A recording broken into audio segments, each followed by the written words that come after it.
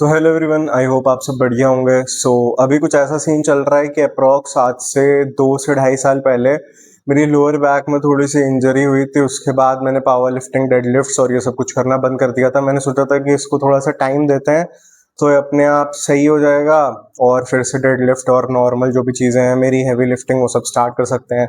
But धीरे धीरे time के साथ वो चीज़ सही नहीं हुई थी और जब भी मैंने डेडलिफ्ट करना वापस स्टार्ट किया तो फिर मेरा पेन बहुत ज़्यादा शूट अप होता था। उसके बाद मैंने अप्रॉक्स इन 2 ढाई साल में 2 से 3 बार ट्राई किया डेडलिफ्ट करने का, बट बहुत ज़्यादा पेन शूट अप होता था। उसके बाद से फिर वो 5-6 महीने के लिए सब एकदम ब्लैंक हो जाता था, फिर मैं कुछ भी नहीं करता था जिसमें मेरी लोअर बैक बहुत ज़्यादा एंगेज हो।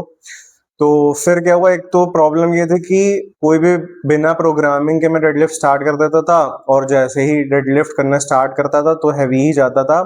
तो इसी वजह से पेन थोड़ा ज़्यादा शूटअप होता था। तो अभी मैंने फिजियो को दिखवाया तो अप्रॉक्स मेरे 3 सेशंस हो गए हैं, तो काफ़ी ज़्यादा इम्प्रूवमेंट है लोअर बैक की और हम लोग आज से वापस डेड करना स्टार्ट करेंगे।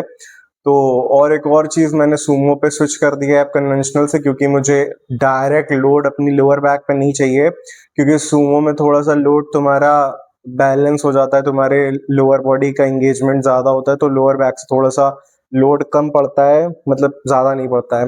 तो 3 सेशन हुए मेरे फिजियो के, तो उसने जब मेरी कंडीशन देखी तो मेरे बहुत ही ज़्यादा स्टिफनेस थी पूरी लोअर बॉडी में। मेरे हैमस्ट्रिंग बहुत स्टिफ थे, ग्लूट्स बहुत स्टिफ थे, लोअर बैक बहुत स्टिफ थी, फ्लेक्सर बहुत स्टिफ था। तो बोला है उसने कि मतलब फ्लेक्सिबिलिटी पे और अपने स्ट्रेचिंग पे वर्क करो मतलब। तो बेसिकली मैंने स्ट्रेचिंग करना स्टार्ट कर दिया है और मेरे 3 सेशन हो गए, तो अब काफ़ी बेटर है लोअर बैक। अब आज से डेडलिफ्ट स्टार्ट करते हैं, आज हम लोग का बैक डे है।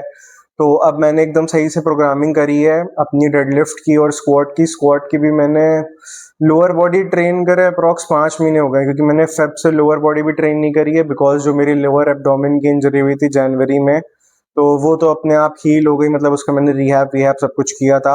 दिक्कत यही हो गई, लोअर बैक को मैंने इग्नोर कर दिया, पता नहीं क्यों इग्नोर कर दिया, जिसकी वजह से वो चीज़ सही नहीं हो पाई। तो अगर तुम लोग के कोई भी इंजरी है तो उसे इग्नोर मत करो कि वो टाइम के साथ सही हो जाएगी। इंजरी के साथ साथ ट्रेन करना बहुत ज़रूरी है, रिहैब ट्रेनिंग बहुत ज़्यादा ज़रूरी है। मेरे बहुत सारी इंजरीज हुई हैं, मैंने सारी इंजरी खुद से सही करी है रिहैब करके। तो रिहैब करके मैं रिहैब पे एक प्रॉपर वीडियो बनाऊंगा कि रिहैब में क्या होता है, कैसे तुमको ट्रेन करना होता है। तो अगर तुम किसी भी इंजरी को इग्नोर करोगे और तुम सोचोगे कि सिर्फ एक, देखो अगर तुम्हें इंजरी होती है तो एक स्पेसिफिक पीरियड ऑफ टाइम के लिए तुम रेस्ट दे सकते हो, बट ये नहीं कि तुम सोचो कि सिर्फ वो रेस्ट से सही हो जाएगी, तो वो चीज़ एक गलत होती है। तो आज ट्रेन करते हैं बैक, आज है बैक और बाइसेप और डेडलिफ्ट से स्टार्ट करेंगे। प्रॉपर सही प्रोग्रामिंग करी है इस बार, और अगर सब कुछ सही रहा तो 4 महीने बाद कुछ बड़े नंबर्स मारेंगे हम लोग डेड पे और स्क्वाट पे। बेंच तो काफ़ी इंप्रूव हो गई है, बट बेंच का भी एक ब्लॉक सेट किया है, तो तीनों के ब्लॉक मैंने बना दिए हैं अपने बेंच के, डेड के और स्क्वाट के। तो देखते हैं कैसा रहता है 4 महीने बाद। मेन गोल ये नहीं है कि 4 महीने बाद जो नंबर सोचे हैं वो लगाने हैं, वो 4 महीने बाद नहीं तो 6 महीने बाद तो लग ही जाएंगे। बट मेन पॉइंट ये है कि अब लोअर बैक की सही से केयर करते हुए चलना है, रेगुलर स्ट्रेचेस करने हैं, थोड़ा सा ज़्यादा वर्क करना है इन सब चीज़ों पे, जिससे कि मोबिलिटी पे वर्क करना है, फ्लेक्सिबिलिटी पे वर्क करना है, जिससे कि ये इशू वापस ना आए। सो चलते हैं जिम।